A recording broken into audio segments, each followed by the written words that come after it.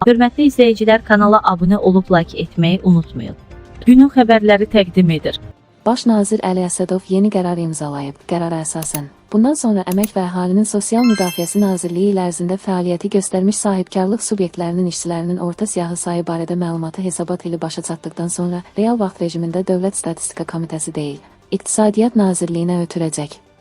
İndiyə qədər məlumat hər il aprelin 20-dən gec olmayaraq Dövlət Statistika Komitəsinə ötürülürdü. İqtisadiyyat Nazirliyinə tapşırılıb ki, il ərzində fəaliyyəti olmuş, habelə yeni yaradılan və ləğv olunmuş sahibkarlıq subyektlərinin ölçüsünə görə mikro, kiçik, orta və iri sahibkar kateqoriyaları üzrə bölgüsünün bu meyarlara uyğun təşkilini və hesabat ili başa çatdıqdan sonra növbəti il mayın 10-dan gec olmayaraq, real vaxt rejimində işçilərin orta siyahı sayı və illik gəlir göstəriciləri göstərilməklə müvafiq məlumatların Dövlət Statistika Komitəsinə və sahibkarlıq sahəsində aparılan yoxlamaların vahid məlumat reyestri ənə ötürülməsini təmin etsin.